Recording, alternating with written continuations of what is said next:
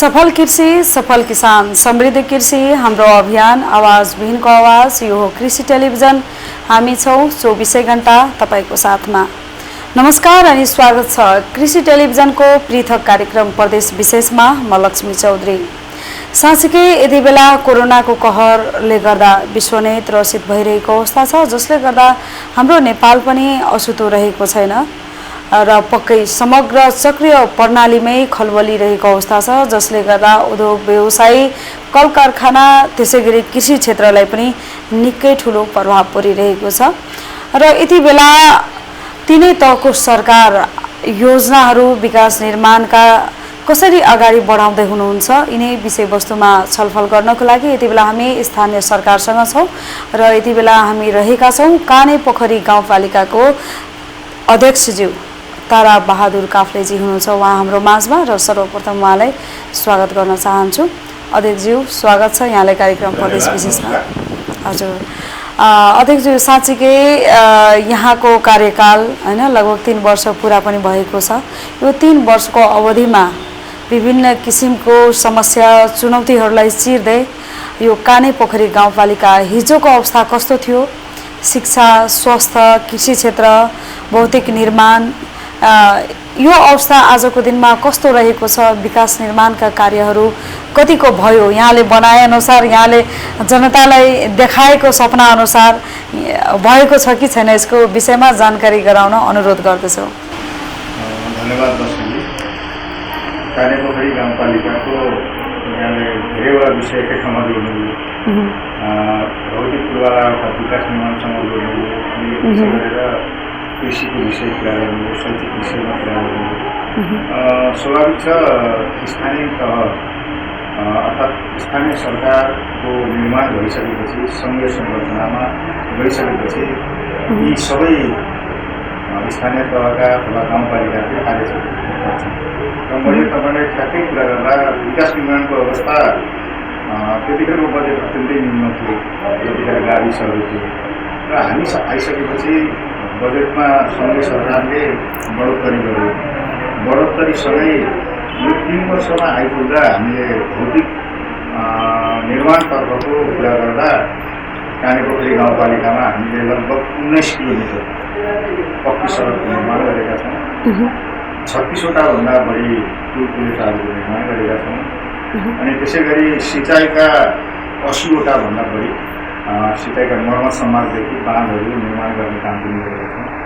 कृषि क्षेत्रमा हामीले प्रत्येक वर्ष न्यूनतम 50 लाखदेखि यस वर्षको कुरा गर्नुहुन्छ भने 1,75 लाखसम्मको बजेट छ। अनि त्यसै गरेर शैक्षिक क्षेत्रतर्फ हामीले वर्षै झन्डै यो तलब भत्ता सङ्घीय सरकारले दिन्छ। स्थानीय गाउँपालिकाले गर्दा हामी प्रत्येक वर्ष 50 लाखको हाराहारीमा गर्छौँ। यस वर्ष 1 करोडको हाराहारीमा बजेट निर्माण गरेका छौँ। र मलाई के लाग्छ भने हामीले जुन परिकल्पना गरेका थियौँ, हामीले घोषणापत्रमा जुन कुरा उल्लेख गरेका थियौँ, घोषणापत्र र परिकल्पना गरेको धेरै कुराहरू र हामीले ठुलो उपलब्धि लिएका छौँ, तर निरन्तर हामी उपलब्धिता गरिरहेका छौँ। म यो कुरा तपाईँलाई यो सिसिटिभी मार्फत जानकारी गराउन चाहन्छु। त्यसै गरी तपाईँको शिक्षा क्षेत्रको अवस्था अहिले कस्तो छ? तपाईँको यो 7 वडा कार्यालयभित्र कतिवटा स्वास्थ्य चौकीहरू रहेको छ अथवा सुधार गर्नुपर्ने कतिको आवश्यकता रहेको छ यो यहाँको जनताका लागि? शिक्षाको विषयमा हामीसँग लगभग 23वटा समुदायका विद्यालय हुन्, जसलाई हामी सामुदायिक विद्यालय भन्छौँ। अर्को भाषामा सरकारी विद्यालय पनि भन्छौँ। त्यसै गरी अरू संस्थागत अथवा बोर्डिङ स्कुलहरू हामीसँग 22 वटा। यी दुवै थरीका विद्यालयहरूमा हामीले समय समयमा अनुगमन गर्ने अनि विद्यालयहरूको खास गरेर सामुदायिक विद्यालयहरूमा भौतिक पूर्वाधार पुरा गर्नलाई प्रत्येक वर्ष न्यूनतम हामीले हाम्रो बजेटबाट 25 देखि 35 लाखसम्म खर्चिन्छौँ अनि नेपाल सरकारको बजेटबाट झन्डै 1 करोडको हाराहारीमा खर्च हुन्छ। त्यसै गरी प्रदेश सरकारले पनि दिने गरेको छ। भौतिक पूर्वाधार निर्माण र पठन पाठनलाई व्यवस्थित गर्न सुरुदेखि नै प्रयत्न गरेका छौँ। तर यो वर्ष आर्थिक वर्ष 76-77 भने कोभिड-19 का कारण धेरै अवरोध भयो। म तपाईँलाई यही एउटा जानकारी गराइहालौँ, हामी कहाँ समुदायमा कोभिड-19 अथवा कोरोना भाइरसको प्रकोप अलिक न्यून नै थियो। त्यसमा हामीले अस्ति असोज 7 गरेको आलो पालो सिस्टम अल्टरनेटिभ डे गरेर कक्षाहरू सञ्चालन गर्ने निर्णय गरेर केही दिनसम्म सञ्चालन गर्यो। जब समुदायमा कोभिड-19 को प्रकोप फैलिन थाल्यो, पोजिटिभ केसहरू देखिन थाल्यो, त्यस पछाडि फेरि हामीले बन्द गरेका छौँ। अहिले वैकल्पिक विधिबाट केही विद्यालयहरूले कक्षा सञ्चालन गरेका छन्, तर प्रत्यक्ष विधिबाट सञ्चालन भइरहेको छैन। पठन पाठनमा सोचे जस्तो काम अगाडि बढ्न सकेका छैन। त्यसै गरी स्वास्थ्य चौकीहरू कतिवटा रहेको छ, कस्तो छ अवस्था स्वास्थ्यको क्षेत्रमा? स्वास्थ्य चौकीहरू हजुर स्वास्थ्य चौकी हामी कहाँ सुरुमा 3वटा थियो, अनि पछि नेपाल सरकारले गत वर्ष 76-77 फेरि प्राथमिक स्वास्थ्य केन्द्र भनेर अरू 4वटा स्वास्थ्य केन्द्र थपेको छ। 4, 3, 7वटा हुन्, हाम्रो 7वटा वडा हुन्, अहिले 7वटा वडामा पुगेको छ। वडा नम्बर 4 को स्वास्थ्य चौकीलाई हामीले 15 बेडको अस्पतालको रूपमा विकास गर्दैछौँ। यसपटक 15 बेडको अस्पतालको निमित्त 1 करोड रकम आएको छ। अनि त्यो सँगसँगै कोभिड-19 लाई लक्ष्य गरेर स्वास्थ्य तथा जनसङ्ख्या मन्त्रालयले हामीलाई 10 लाख रकम दिएको छ। त्यहाँ एउटा मेडिकल अफिसर अथवा MBBS डाक्टर, 1जना स्टाफ नर्स अनि 1जना ल्याब टेक्निसियन, 3 जनाको दरबन्दी कायम गरेर भर्खरै हामीले 28 गते इन्टरभ्यू सकेर उहाँहरूलाई के अरे नियुक्ति गर्ने तयारीमा छ। र यो काम हुनुभन्दा अगाडि हामीले Birat medical and teaching college विराटनगरसँग, टङ्की सिंहमारी विराटनगरसँग सहकार्य गरेर प्रत्येक हप्ता मेडिकल अफिसर अथवा MBBS डाक्टरको सेवा, निःशुल्क सेवा, अनि त्यसै गरी महिनाको अन्तिम बुधबार हामीले विशेषज्ञ सहयोगको सेवा निःशुल्क प्रदान गरेर आएको छ। त्यसै गरी भौतिक निर्माणको कुराहरू जस्तो 7वटा वडा कार्यालयहरूमा बाटोघाटो, सडक, टोलटोलमा कतिको पुगिरहेको, कस्तो छ अवस्था? हामीले भौतिक निर्माणमा तपाईँको वडा कार्यालयहरू वडा नम्बर 1 मा वडा कार्यालय छ, 2 मा छ, 3 मा निर्माणाधीन छ। सम्भवतः यो कार्तिकभरि हाम्रो वडा कार्यालय त्यहाँ सर्नेछ। त्यसै गरी 4 मा पनि कार्तिकभरिमा त्यहाँ सर्छ। 5 मा बाँकी छ, 7 मा बाँकी छ, 6 मा 2 तले भवन निर्माणाधीन छ। त्यो पुस मसान्तभित्र हामी सरिसक्छौँ। 7 को यसपालि भर्खरै 76 लाखको टेन्डर निकालेका छौँ। 7 को पनि बन्छ, 5 को पनि हामीले यो वर्ष प्रारम्भ गर्ने भनेका छौँ वडा कार्यालय। अब तपाईँले स्वास्थ्यको कुरा गर्नुहुन्छ भने स्वास्थ्य कार्यालयहरूको निर्माणको क्रममा हामीले अगाडि बढाएका छौँ, टेन्डर निकालेका छौँ, निर्माण काम। त्यसै गरी धेरै गाउँपालिकाहरूमा अर्को पनि समस्या रहेको देखिन्छ, गुणस्तरीय शिक्षाको, होइन?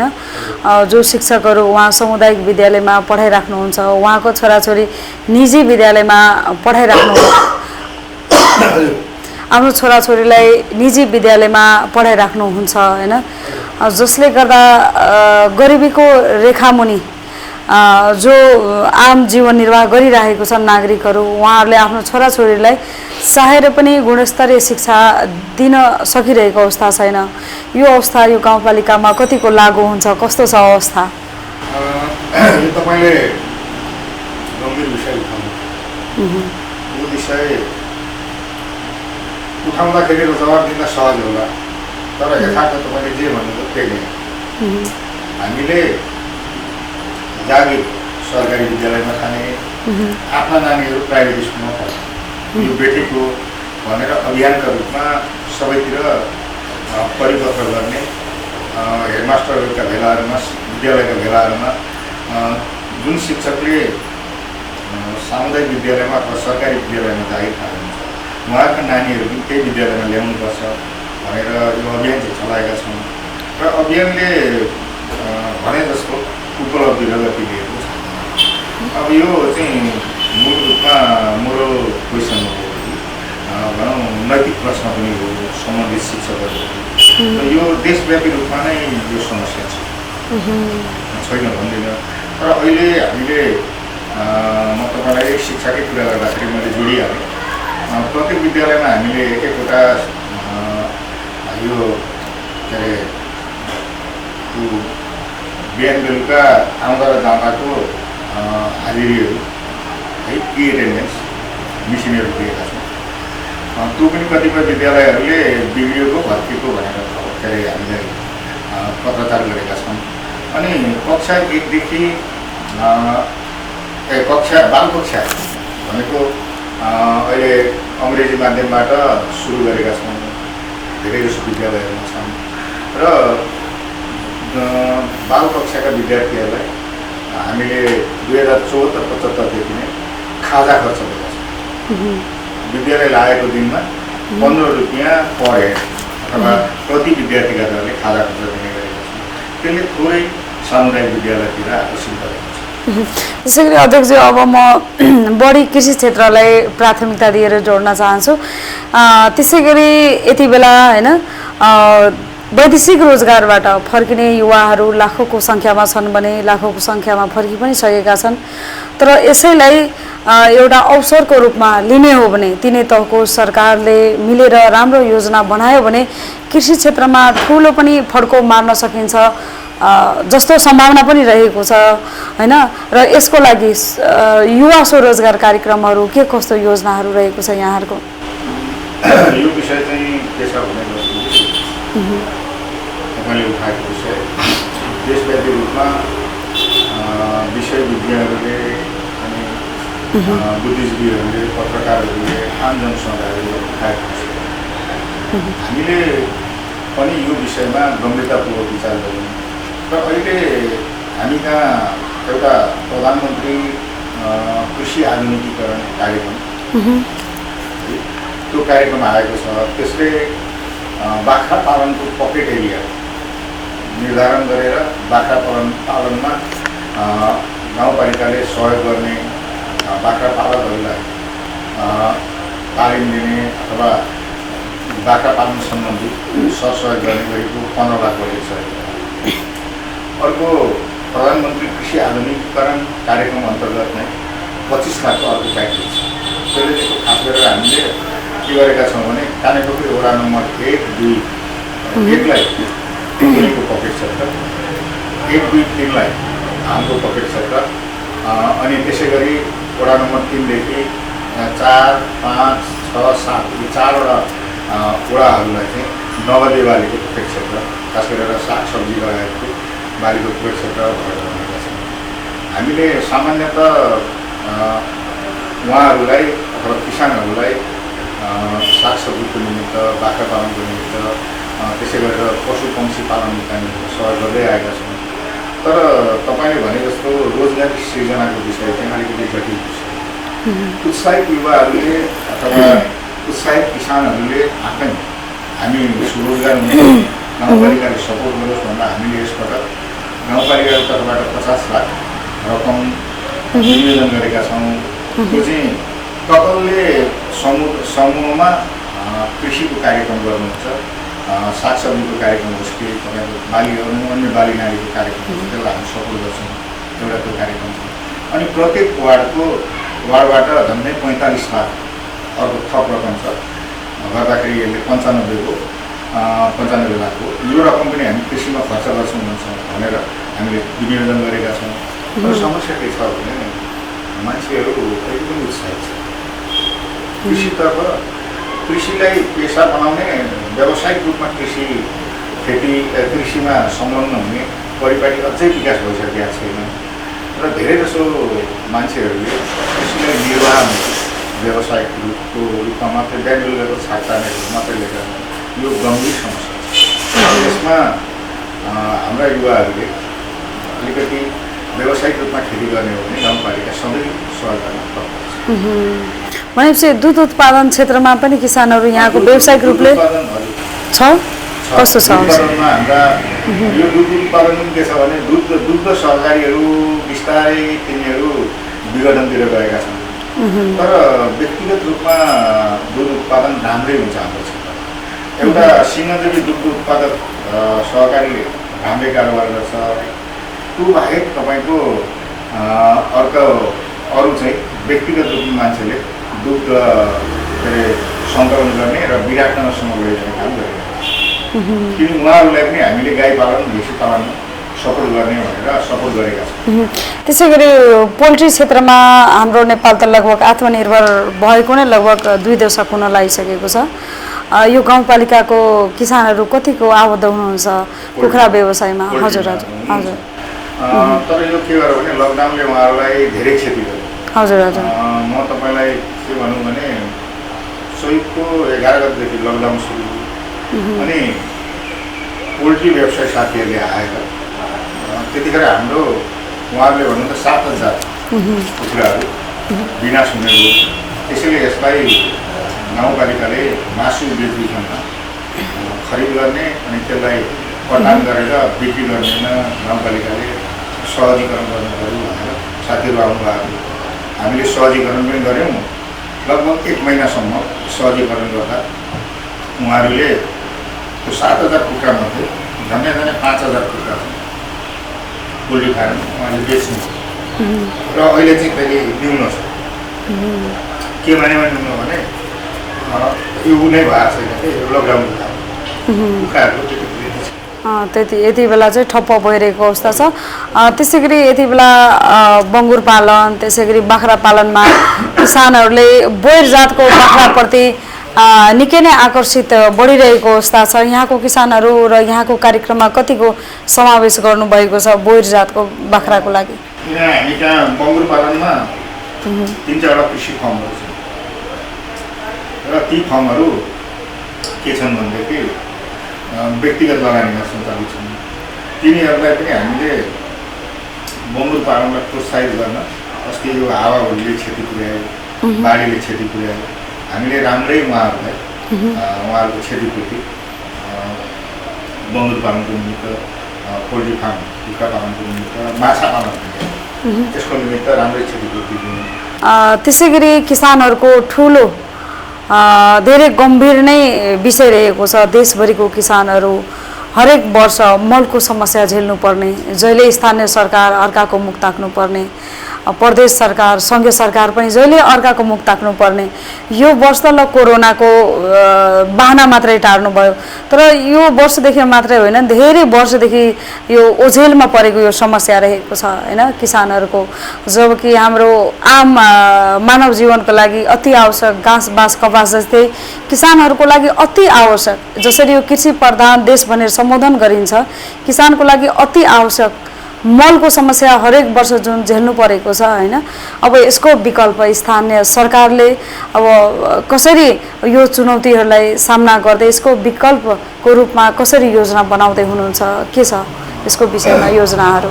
यो पनि कृषि पेसा गर्नेहरूको निमित्त अत्यन्तै महत्त्वपूर्ण र अहिले समस्याको रूपमा आएको विषयहरू तपाईँले उठाउनुभयो र यो विषयमा म तपाईँलाई के अनुरोध गरौँ भने यस वर्ष त मलको जुन अभाव हो त्यो अभाव किसानले भोग्यो।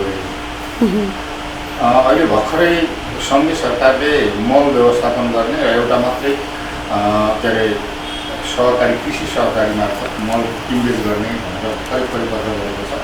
हामी त्यसलाई कार्यान्वयनको उसमा तहमा छौँ। तर लक्ष्मीजी यो नै समस्याको समाधान हो। तपाईँलाई थाहा छ, मलाई थाहा छ, हामीलाई थाहा छ। यसको समाधान के हो भने फेरि पनि रासायनिक मलको सट्टा हामीले जुन परम्परागत रूपमा मल प्रयोग गर्छौँ प्राङ्गारिक मल त्यसतर्फ हामीले ध्यान केन्द्रित गर्नैपर्छ। ढिलो चाँडो गर्नुपर्छ। किन भन्दा अहिले तत्कालै 1-2 वर्षमा नहोला, 2-4 वर्षमा नहोला है, तर त्यसतर्फ सङ्घीय सरकारले अथवा केन्द्रीय सरकारले, नेपाल सरकारले, प्रदेश सरकारले अनि स्थानीय सरकारले पनि त्यस्तो केन्द्रित गर्नुपर्छ। यदि केन्द्रित गरेनौँ भनेदेखि हामी निकट भविष्यमा हाम्रा जमिनहरू बन्जर हुनेछौँ अनि हाम्रो उत्पादन अहिले जुन अप्टिमम उत्पादन भनेर हामी मल प्रयोग गरेर उत्पादन गरिरहेका छौँ त्यो उत्पादन निरन्तर घट्ने छ है। त्यस पछाडि फेरि अर्को समस्या खडा हुन्छ।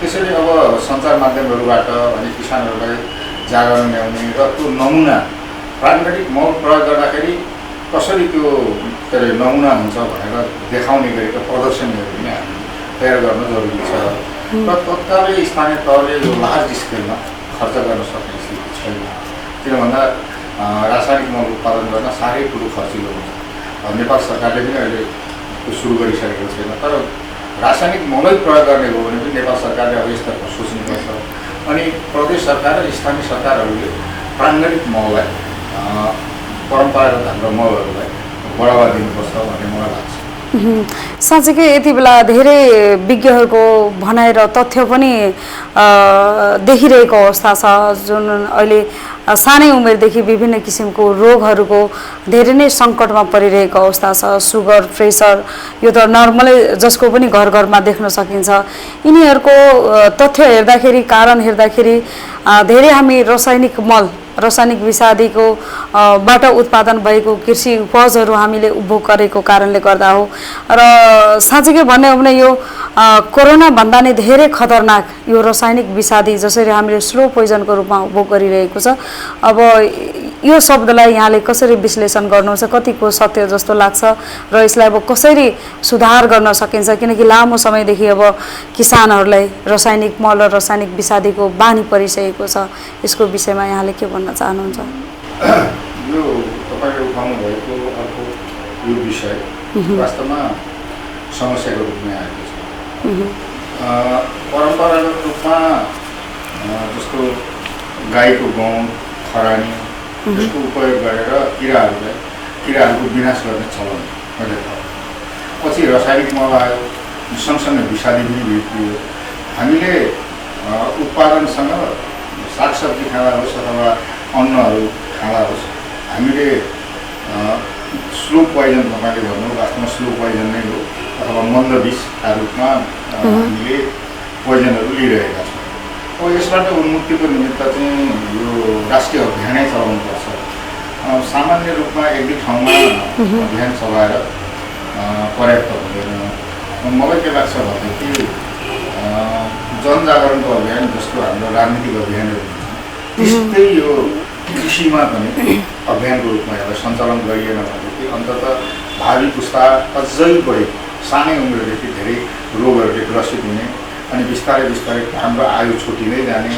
रोगहरूमा बढी खर्च गर्नुपर्ने यो स्थिति आउन सक्छ वास्तवमा एकदम सही कुरा पनि हो अध्यक्षज्यू त्यसै गरी देशभरिको किसानहरूको एकदम आम समस्या रहेको छ जसले गर्दा उपभोक्ता पनि मारमा किसान पनि जहिले मर्कामा परिरहेको अवस्था छ नेपालीहरूको घर र भान्सामा तपाईको आयातित विभिन्न किसिमको तरकारी विभिन्न किसिमको कृषि उपजहरू देख्न सकिन्छ भने यहाँको किसानहरूको उत्पादित तरकारीहरू अथवा अन्य कृषि उपजहरू तपाईको बजार नपाएर जहिले बिचौलियाको हातमा सोच्नुपर्ने अवस्था रहेको छ यतिसम्म कि धेरै हामीले समाचारहरू देख्न पायौँ सुन्न पायौँ यो प्रदेश नम्बर 1 को पनि अवस्था रहेको छ यो मोरङ जिल्लाको पनि यो अवस्था हो हैन किसानहरू बाध्यताले तरकारी कुहेर गाड्नुपर्ने अवस्था रहेको छ यसमा चाहिँ बिचौलियाको ठूलो चहलखेल रहेको छ अब यसको लागि कसरी व्यवस्थापन गर्नुहुन्छ स्थानीय सरकार बजारको व्यवस्थापन गर्ने के छ योजना अब यो विषयमा तपाईले उठाउनु भएको विषय मोरङको मात्रै हैन देशव्यापी हजुर यसलाई संगठित रूपमा अहिलेसम्म यसको समाधान खोजिएको छ हाम्रा किसानहरूले उत्पादन गरेका विषादी मुक्त होस् वा विषादी प्रयोग गरेका सागसब्जीहरू बजार पाइरहेका छन् बिचौलियाहरूले सबैभन्दा बढी नाफा लिएका छन् त्यो त हामीले कटारी गाउँपालिकाको अस्ति एकचोटि समाचार पनि आएको थियो अलिक लार्ज स्केलमा त्यहाँ तयार हुँदैछ लार्ज स्केलमा तयार यदि गर्न किसानहरू प्रोत्साहित गर्न सकियो भने हामीले सबै ठाउँमा भण्डारण गर्ने शीत भण्डारको कन्सेप्टलाई अगाडि बढाउनुपर्छ शीत भण्डारमा तिनीहरूलाई सुरक्षित राखेर बजार स्थानीय तहले नै खोजिदिने अथवा स्थानीय तहले बजार खोज्नलाई प्रोत्साहित गर्ने काम गर्नुपर्छ हामीले यसपालि उत्पादित अन्नको भण्डारण गर्ने गोदाम घर भनौँ न भण्डारण गृह यसपालि निर्माण गर्ने भनेर बजेट विनियोजन गरेका छौँ हामी प्रारम्भ गर्छौँ यसैपालि त अन्न भण्डारण गर्ने ठुलो भवन हामी बनाउन सक्दैनौँ होला, तर प्रारम्भ भने हामीले गर्ने सोच बनाएका छौँ। अन्नको हकमा, फलफुलको हकमा कोल्ड स्टोरेजै हो। कोल्ड स्टोरेज बनाउन अलिकति खर्चिलो हुने रहेछ, र त्यसलाई जग्गा जमिन पनि धेरै चाहिने अनि खर्चिलो पनि हुने कारणले गर्दा हामीले झट्टै योजना बनाउन सकेका छैनौँ। त्यसको डिपिआर तयार गरेर योजनातिर मुभ गर्नुपर्छ भन्ने हामीले लागेको छ। यहाँले उठाउनु भएको यो विषय भारतीय सागसब्जीहरू बजार पाएको, नेपाली सागसब्जीहरू बजार नपाएको यथार्थै। त्यसमा स्थानीय तहले भण्डार गृह निर्माण गर्ने, कोल्ड स्टोरेज निर्माण गर्ने अथवा शीत भण्डार निर्माण गर्ने र त्यसलाई ती किसानहरूका सागसब्जीहरू त्यहाँ राखेर कुनै दलालहरू मार्फत अथवा मध्यस्थकर्ता मार्फत होइन, सोझै बजारसम्म पुर्याउने काममा सहयोग गर्नुपर्छ भन्ने मलाई लाग्छ। त्यसै गरी अध्यक्षज्यू, अनुदानको विषय उठाउनु पर्दाखेरि अनुदान सदुपयोग होइन दुरुपयोग भएको छ। धेरै किसानहरूको गुनासो पनि रहेको छ, कतिपय जनगुनासोहरू पनि रहेको छ। यहाँहरू जस्तो जनप्रतिनिधिहरूको खेतमा हुने किसान सरकारले कहिले भेट्न सक्दैन सरकार समक्ष, र अनुदान पाउने किसान खेतमा कहिले भेटिँदैन। यो शब्दलाई यहाँले कसरी विश्लेषण गर्नुहुन्छ र यसको हकमा यो गाउँपालिकालाई कतिको लागू भएको छ कि छैन, के छ अवस्था यो गाउँपालिकाको? यो चाहिँ लक्ष्मीजी उठाएको प्रश्न चाहिँ तपाईँको जुन खेतमा हुने किसानलाई सरकारले भेट्दैन अथवा सम्बन्धित तहले भेट्दैन, निकायले भेट्दैन, र किसानले सम्बन्धित तह निकायलाई भेट्दैन, यो ठिकै छ। तर हामीले चाहिँ के गरेका छौँ भने अहिले पनि देखिराख्नु भएको छ, अहिले त कोरोना सङ्क्रमण भएर आवाजावत र हामीले सीमित सेवा मात्रै खोलेका छौँ। त्यसैले हामीका मान्छेहरूको आवाजावत अत्यन्तै न्यून नै छ, छँदै छैन भनेर। हजुर हजुर। नभए मैले चाहिँ के हो भने किसानहरूलाई अथवा नेपाली के अरे कानेपोखरीवासीहरूलाई त्यहाँ ढोकामा बसेर छेक्ने अनि एउटासँग कुराकानी गर्ने यो काम गरिरहेको छु।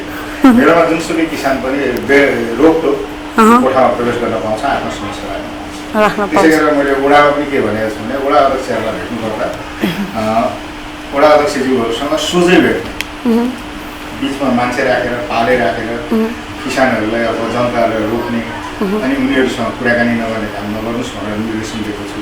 र सबै वडामा तपाईँको बेरोकटोक किसानहरू जान सक्छन्। कतिपय पालिकाहरूमा पालेहरू राखेर 2-4जना मान्छेहरूलाई मात्रै राख्ने, पसाउने अनि पालो राख्ने त्यो काम चाहिँ हामीले गरेका छैनौँ एउटा। अब यो स्थानीय तहको विषयमा तपाईँले राखेको समस्या त्यति गम्भीर नहोला, कहीँ एकाधमा होला त्यो अर्कै कुरा हो। तर केन्द्रीय स्तरबाट जुन अनुदानहरू पाउँछन् किसानले, वास्तविक किसानले अहिले पनि पाएका छैनन्। सत्य नै हो, सत्य कुरा तपाईँले भने पनि मैले भने पनि अथवा जसले भने पनि सत्य नै हुन्छ। एकछिन त्यसलाई ढाकछोप गर्न केही गर्न सकिएला। जो किसान होइन त्यसले पाएको छ, जो किसान हो वास्तविक किसान त्यसले पाएको छैन, त्यसमा म सहमत छु। र किसानले नै पाउनलाई स्थानीय तहलाई नै के गर्नुपर्छ भनेदेखि ती अनुदानका रकमहरू हस्तान्तरण गरिनुपर्छ र स्थानीय तहले तलमाथि गर्छन् भन्ने यदि सङ्घीय सरकारलाई, प्रदेश सरकारलाई अथवा तत्त निकायलाई लाग्छ भने उहाँहरूले दरु अनुगमन के गर्दा अनुगमन हुन्छ, अनुगमन व्यवस्थित गर्नुपर्छ।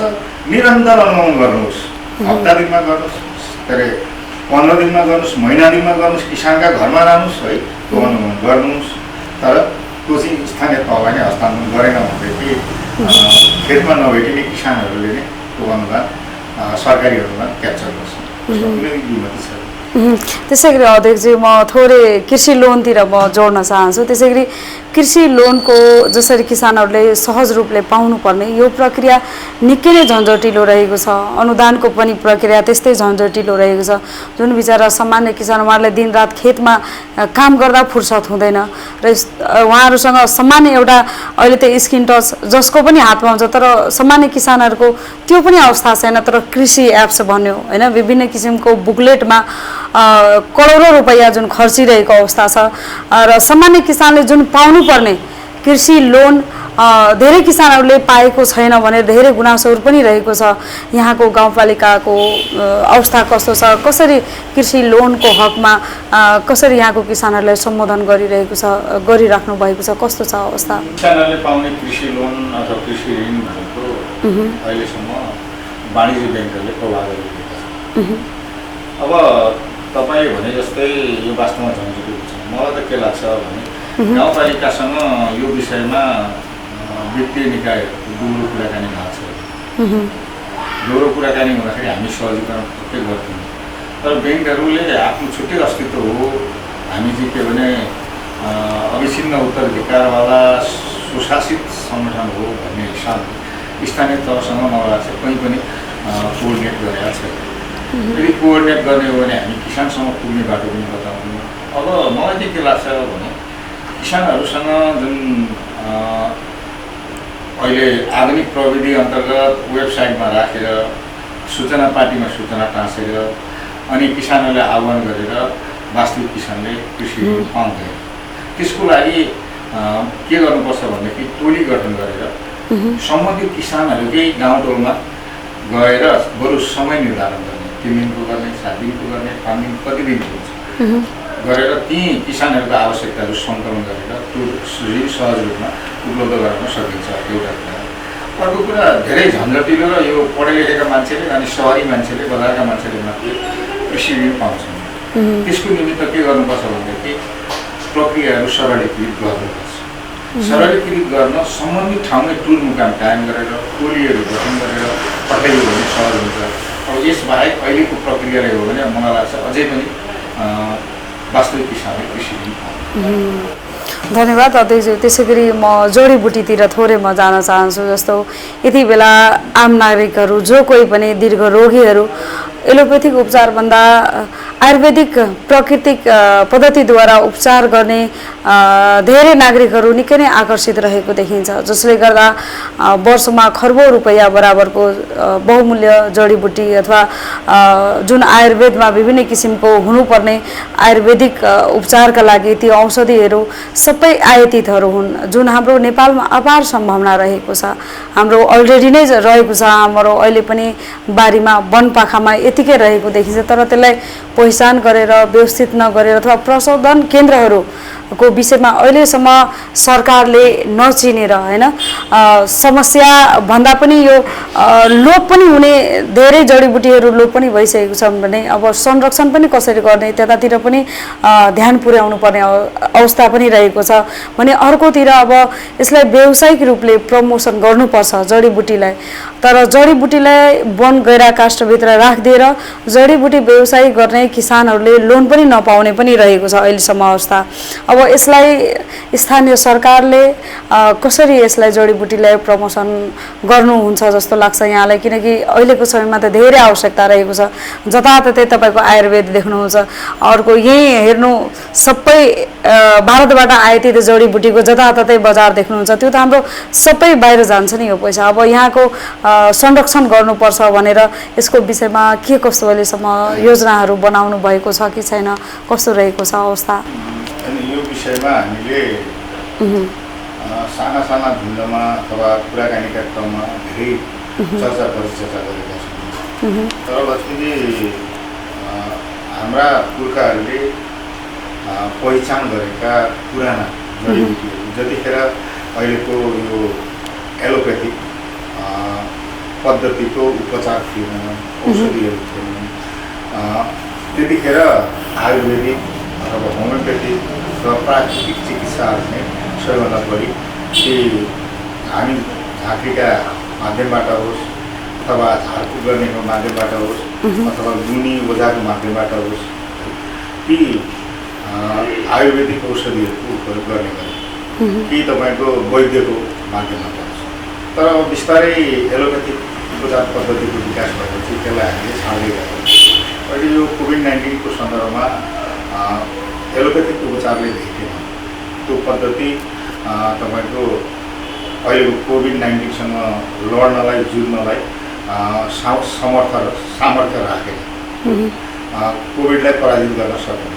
त्यसरी अहिले तपाईँले भने जस्तै असुरो भयो, जेठी मधु भयो, लुजु भयो, यी औषधिहरू व्यापक रूपमा उपयोग भइरहेका छन्। यी जडीबुटीहरू लाखौँ करोडका जडीबुटीहरू अर्बौँका जडीबुटीहरू त्यतिकै खेर गइरहेका छन्। यसको निमित्त पहिलो कुरा त सरकारले यसमा स्थानीय सरकारको त्यत्रो सामर्थ्य रहँदैन, ठुलो आर्थिक भार पर्छ।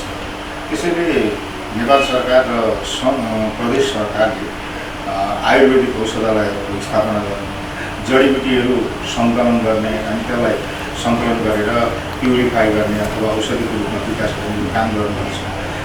स्थानीय तहबाट के सहयोग गर्नुपर्ने त्यो सहयोग गर्न स्थानीय तह तयार छ। अहिले किसानहरूले हाम्रै सन्दर्भमा कुरा गर्दा किसानहरूले अथवा जडीबुटी खेती गर्नेहरूले जडीबुटी खेती गर्न चासो राखेका छन्। के माने भन्दा बजार भेट्थे, बजार नभेटेपछि त्यहाँनिर समस्या छ। सरकारले त्यो बजारको व्यवस्था गर्यो भने त्यति बेला सहज हुन्छ अथवा सजिलै हामी जडीबुटीको खेती गर्न सक्छौँ अनि त्यसलाई खपत गर्न पनि सक्छौँ। यसतर्फ केन्द्रीय सरकारले सङ्घीय सरकारले लाग्नुपर्छ, सहजीकरण गर्ने सरसहयोग गर्ने काम हामी तलबाट गर्छौँ। त्यसै गरी अब अन्त्यमा लगभग समय पनि थोरै रहेको छ अध्यक्ष, थोरै मैले पर्यटक क्षेत्रलाई म जोड्न चाहन्छु। अब यो तपाईँको कानेपोखरी गाउँपालिकामा पर्यटक स्थलहरू के रहेको छ अथवा सिमसार क्षेत्रहरू के कस्तो रहेको छ कि छैन, अथवा पर्यटक क्षेत्रको लागि कस्तो किसिमको योजनाहरू बनाउँदै हुनुहुन्छ, छ छैन, कस्तो छ अवस्था? हामीसँग तपाईँको एउटा कालीकोशी मुहान संरक्षण भनेर हामीले पर्यटक स्थलको रूपमा सोचेका छौँ। कालीकोशी मुहान संरक्षण भनेको चाहिँ यो हाम्रै कानेपोखरी गाउँपालिकामा ती पानी आफै उम्रिन्छ है, भव भन्छ नि, भवहरू छन् अनि त्यसले लगभग हाम्रो 2000 बिघाभन्दा बढी सिँचाइ हुन्छ। अहिले पनि तपाईँले जानुभयो भने यहाँबाट झन्डै 600-700 मिटर पश्चिमतिर जानुभयो भने 600-700 मिटर पश्चिमतिर जानुभयो भने तपाईँले एउटा ठुलो एक अङ्गालोभन्दा ठुलो पानी बगिरहेको देख्नुहुन्छ। त्यसलाई हामीले कालीकोशी मुहान संरक्षण भनेर एउटा पर्यटकीय स्थलको रूपमा हेरेका छौँ। त्यस पछाडि अर्को भलुवा सिमसार भनेर हामीले भलुवा सिमसारको रूपमा वडा नम्बर 7 मा त्यसको डिपिआर बनाएर यसपालिदेखि केही न केही काम गरौँ भनेर योजनाहरू अघि बढाएका छौँ। त्यस्तै अर्को भुल्के सिमसार भन्ने छ। भुल्के सिमसारमा पनि प्रशस्त पानी उत्पादन हुन्छ तर त्यो त्यतिकै खेर गइरहेको छ, त्यसको पनि संरक्षण गर्ने योजना छ। गत वर्ष आर्थिक वर्ष 75-76 मा 15 लाख हामीले खर्च गरेका थियौँ। यो वर्ष पनि केही रकम खर्च गर्ने योजना छ। त्यस्तै कानेपोखरी मुहान संरक्षण भनेर जसको नामबाट ऐतिहासिक पोखरी हो, त्यो पोखरीको नामबाट कानेपोखरी गाउँपालिकाको नाम रहन गएको छ। त्यसलाई पनि हामीले संरक्षणको योजना अगाडि बढाएर त्यो चाहिँ खास गरेर वनभोज खाने अथवा पिकनिक स्पटको रूपमा र आन्तरिक पर्यटकहरूलाई भित्र्याउने कामका निमित्त हामीले योजना अघि सारेका छौँ। लगभग कति क्षेत्रफलमा रहेको छ यो कानेपोखरी? त जङ्गलको बिचमा छ, त्यसमा त हामीले 10-15 हेक्टर पनि लिन सक्छौँ। त्यसै गरी तपाईँको भलुवा सिमसार पनि जङ्गलै एरियामा छ, त्यसमा 25-30 हेक्टर लिन सक्छौँ। कालीकोशी मुहान संरक्षण चाहिँ अलिकति थोरै छ, त्यसका जग्गाहरू अधिकरण गर्नुपर्छ, त्यसैले समस्या भएको छ। केही जग्गा अधिकरण गरेर हामीले त्यहाँ अधिकरण गरेका जमिनहरूलाई त्यो के अरे पानी जहाँबाट उम्रिन्छ निस्किन्छ त्यो भवहरूलाई सुरक्षित गर्न सक्यौँ भने त्यसले अझै धेरै सिँचाइ हुने सम्भावना हुन्छ। अहिले पनि 2000 भन्दा बढी बिघालाई त्यसले सिँचाइ गरिरहेको छ। हस् त अध्यक्षज्यू, यहाँ हाम्रो टेलिभिजनमा अमूल्य समय दिनुभयो, त्यसको निम्ति यहाँलाई धेरै धेरै धन्यवाद दिन चाहन्छु। र साथै जाँदा जाँदै यहाँले यहाँको नगरवासी त्यसै गरी प्रदेश सरकार सङ्घ सरकारसँग यहाँले के आवेदन गर्न चाहनुहुन्छ, केही छ भन्नुपर्ने कुराहरू, उठाउनुपर्ने विषयहरू यहाँका जनताको लागि? धन्यवाद लक्ष्मीजी, तपाईँहरू आउनुभयो, हाम्रा कानेपोखरी गाउँपालिकासँग जोडिएका धेरै विषयहरूको यहाँ उठान गर्नुभयो। खास गरेर कृषिसँग पर्यटनसँग सम्बन्धित विषयहरूलाई तपाईँहरूले उठान गर्नुभयो। उठान मात्रै गर्नु भएन, अब भोलि यो जनसमक्ष जान्छ। यसमा म कानेपोखरीवासीलाई के कुरा अनुरोध गर्न चाहन्छु भने कानेपोखरीमा पनि पकेट एरियाहरू बनाउने, ती पकेट एरियाहरू कृषिका विशेष गरेर तरकारीका नगदे बालीहरू तरकारीका पकेट एरिया बनाऊ, पशुपालनका पकेट एरिया बनाऊ, ह्याचरीका पकेट एरियाहरू बनाऊ अनि त्यसै गरी माछा पालन गर्ने पकेट एरिया बनाऊ।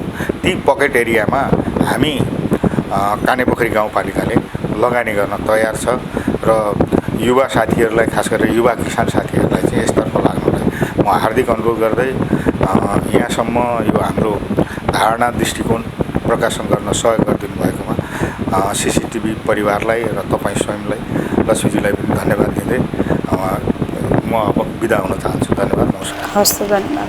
हस्त दर्शक महानुभावहरू, आज कार्यक्रम प्रदेश विशेषको लगभग समय समाप्त भइसकेको छ र जो दर्शक महानुभावहरू हाम्रो कार्यक्रम हेरेर साथ दिनुभयो, यहाँहरूले पक्कै आफ्नो सल्लाह सुझावका साथ र हाम्रो फेसबुक र युट्युब च्यानल मार्फत पनि कमेन्ट गरेर दिन सक्नुहुन्छ अथवा फोन गरेर पनि यहाँहरूले हामीलाई सल्लाह सुझाव दिन सक्नुहुन्छ। र साथसाथै जो मित्रहरू यहाँको नगरवासी हुनुहुन्छ अथवा देश विदेशमा हुनुहुन्छ अथवा देश विदेशबाट फर्किसक्नु भएको छ अथवा फर्किने क्रममा हुनुहुन्छ भने यहाँहरू यति बेला कोरोना कोभिडको चपेटामा परेर अलमल परिराख्नु भएको छ भने तपाईहरुले पक्कै कृषि क्षेत्र अथवा कुनै उद्योग व्यवसायमा यहाँहरूले केही फड्को मार्न चाहनुहुन्छ, आफ्नै स्वदेशमा केही गर्न चाहनुहुन्छ भने यहाँहरूले पक्कै राम्रो योजना बनाएर यहाँको स्थानीय सरकारसँग योजनाहरू राख्नुभयो भने साँच्चै यहाँहरूले सम्बोधन पाउनुहुनेछ, यहाँहरूकोले पक्कै सहयोग पाउनुहुनेछ र यहाँको स्थानीय सरकारले साँच्चै यहाँहरूको नजिक रहेर यहाँहरूले बनाएका योजनाहरू गम्भीर रूपमा यसको विषयमा सोचेर सम्झेर तपाईहरुको बनाएका योजनाहरूमा सफलतापूर्वक साथ दिनुहुनेछ। यति आशा विश्वासका साथ आजको कार्यक्रमबाट म लक्ष्मी चौधरी बिदा हुन चाहन्छु। हस्त जय कृषि, जय किसान, समृद्ध कृषि हाम्रो अभियान हेर्दै गर्नुहोला कृषि टेलिभिजन।